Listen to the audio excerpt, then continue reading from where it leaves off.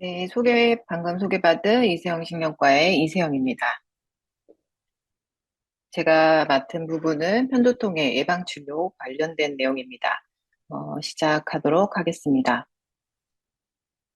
편두통 예방치료라고 하는 것은 편두통의 발생을 예방하기 위해서 시행하는 치료입니다. 그렇다면 이런 편두통 예방치료가 언제 필요할까요?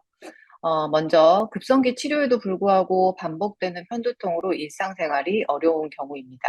또 한 달에 4번 이상 편두통의 빈도가 자주 발생하는 경우가 되겠고요. 또 급성기 치료 약물이 효과가 없거나 또 부작용이 있어서 더 이상 치료 약물을 복용하기 어려운 경우가 해당하겠고, 또 편두통의 급성기 치료 약물의 효과가 점점 떨어져서 자주 복용하는 과용이 우려되는 경우에도 생각해 볼 수 있겠습니다. 그리고 마지막으로 심각한 조짐 증상 등이 발생할 때는 의사의 판단에서 예방치료가 필요한 경우에 또 예방치료를 시행해 볼 수 있겠습니다. 그렇다면 이렇게 예방치료를 제대로 하지 않게 되면 두통이 길어지거나 심해질 수도 있고, 진통제를 과용하게 되며 점점 진통제의 효과가 없어지기도 하고, 우울증이나 불안증과 같은 동반 증상이 발생할 수도 있으며 치료가 어려운 만성 편두통으로 변할 수도 있습니다. 그래서 이런 예방치료는 편두통의 빈도나 강도, 지속 시간을 줄이고 장애 정도를 최소화하며 진통제의 과용을 줄이면서 편두통의 치료 비용을 절감하기 위해서 시행해 볼 수 있겠습니다. 편두통 예방 치료를 시작할 때는 현실적인 목표 설정이 중요합니다. 어떤 모든 예방 치료라는 것이 100% 예방이 없는 것처럼 편두통의 예방 치료를 시작할 때도 완전한 관해가 아니라 두통의 빈도나 강도를 한 50% 이상 줄이는 것을 목표로 삼아야 하고요. 이런 편두통 치료를 시작을 하면 수개월 이상 예방 치료를 지속한 이후에 서서히 감량을 해야 합니다. 그래서 환자의 두통의 정도나 치료의 반응에 따라서 치료 기간이 서로 상이할 수 있습니다. 다음. 이런 편두통의 예방 치료의 종류를 살펴보면 경구 치료제, 고전적으로 사용했던 약물 치료제가 있고요. 그리고 보톡스 주사요법과 항CGRP, 단클론 항체 주사요법들이 있습니다. 각기 주사 치료에 대한 설명을 하도록 하겠습니다. 경구약제 보겠습니다. 경구약제에는 혈압약으로 알려져 있는 베타 차단제와 칼슘 통로 차단제가 있습니다.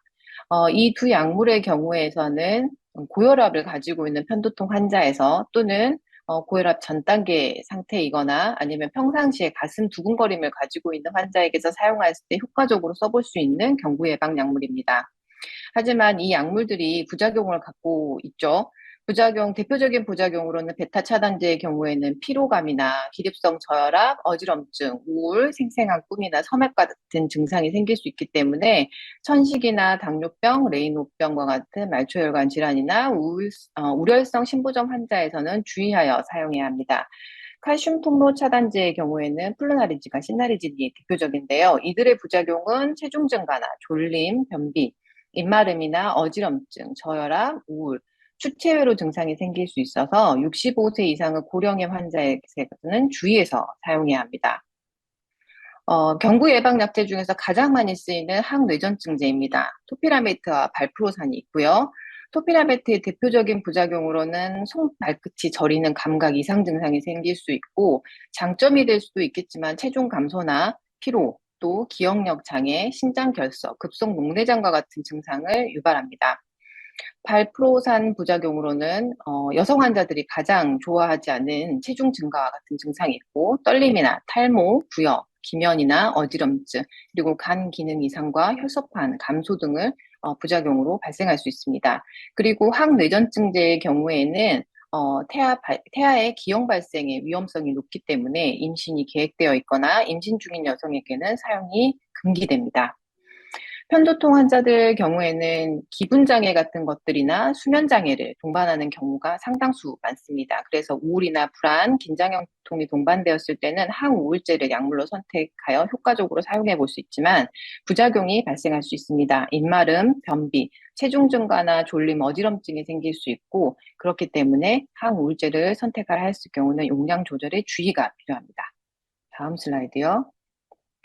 그래서 이런 예방 약제를 선택을 할 때는 우선 공고 수준이 높은 약제를 우선적으로 선택해야 하고 환자가 가지고 있는 내과 질환이라던가 기분 장애, 수면 장애 등이 있는지를 확인한 이후에 여기에 효과적인 약제를 선택을 하는 것이 좋습니다. 그리고 복용하고 있는 다른 약물이 있는지를 확인해야 하면서 사용하려고 하는 약물의 부작용 또는 금기증이 있는지도 확인을 해야 합니다. 과거에 이런 예방 치료를 받아 적이 있는지도 확인이 필요하고요. 임신을 계획하고 있거나 임신 가능성이 있는 경우에는 항뇌전증제 같은 경우에는 사용이 불가합니다. 그리고 환자의 나이를 고려하여 경부 예방 약제를 선택할 필요가 있습니다. 다음이요. 이런 경부 예방 약제는 환자의 복약 수능도에 따라 효과가 매우 크게 좌지우지됩니다. 그래서 매일 같은 시간에 열심히 꾸준히 복용을 해야 효과를 볼 수 있고 약물의 효과가 서서히 나타나기 때문에 적어도는 2개월 이상 사용한 이후에 이런 치료 효과를 평가해야 합니다. 다음이요. 두 번째, 항CGRP 단크론 항체 주사입니다. 치료의 이름이 좀 어렵게 보이는데요. 말을 풀어서 이야기를 하자면 CGRP라는 물질에 항체를 주사를 하여서 이런 CGRP의 기능을 억제함으로써 예방 치료를 얻는 방법입니다. 그렇다면 CGRP가 무엇인지 알아보면 CGRP는 편두통을 발생시키는 핵심 뇌신경 전달 물질입니다.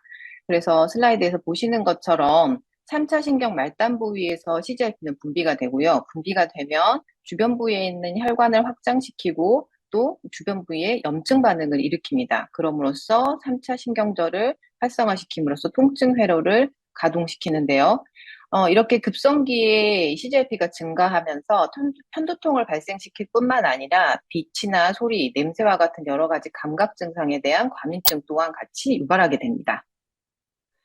CGRP 물질을 인체 내에 주사하게 되면 편두통이 유발이 됩니다. 실제로 두통이 시작이 되면 급성기의 CGRP는 환자의 혈중 농도상 상승하게 됩니다. 그리고 반대로 편두통에 급성기 약물인 수마트립탄을 주입하게 되면 이러한 CGRP의 혈중 농도는 다시 정상화되면서 두통이 사라지게 되는데요. 특징적으로 편두통 환자는 두통이 없는 시기에도 정상인에서 CGRP 농도가 높고 만성 편두통 환자에서는 어쩌다 두통이 생기는 사파성 편두통 환자에서보다 CGRP의 농도가 혈중 농도가 높습니다. 이러한 점을 근거로 하였을 때 이러한 CGRP는 우리 편두통 발생시키는 핵심 물질이라는 것을 미루어 짐작해 볼 수 있게 됩니다. 국내에서 처방할 수 있는 이런 CGRP 항체 주사제로는 엠길러티와 아주비 두 가지 형태가 가능합니다. 이 두 가지 약물들은 같은 기전을 공유하고 있기 때문에 효과와 부작용 정도도 비슷하고 치료를 하는 처치 방법 또한 비슷합니다. 다만 차이점이 있다면 엠길러티 같은 경우에는 주사하는 첫 달에는 부하 용량이 필요하기 때문에 2펜을 주사를 하게 되고요. 그 다음 달부터 한 펜씩 피하 주사를 반복적으로 시행하게 됩니다. 그리고 군발 두통에도 예방 치료 적응증이 있기 때문에 군발 치료 시에도 예방 치료제로도 선택해서 사용해 볼 수 있습니다.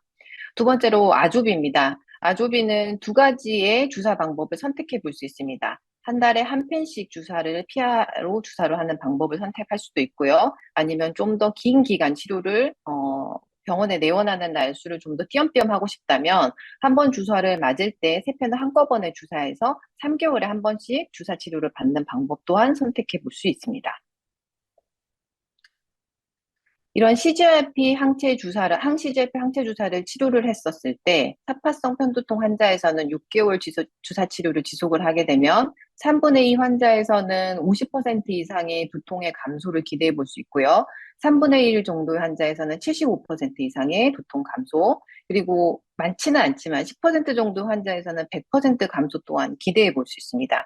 그래서 일단 치료를 시작하게 되면 3에서 6개월 동안 꾸준히 주사를 한 다음에 효과를 판정하도록 권고를 하고 있고, 효과가 있다고 판단이 들면 1년에서 1년 6개월 정도 유지를 하게 되고요. 그 이후에는 필요시에 따라서 환자와 의사가 결정하여서 치료를 반복해 볼 수 있습니다.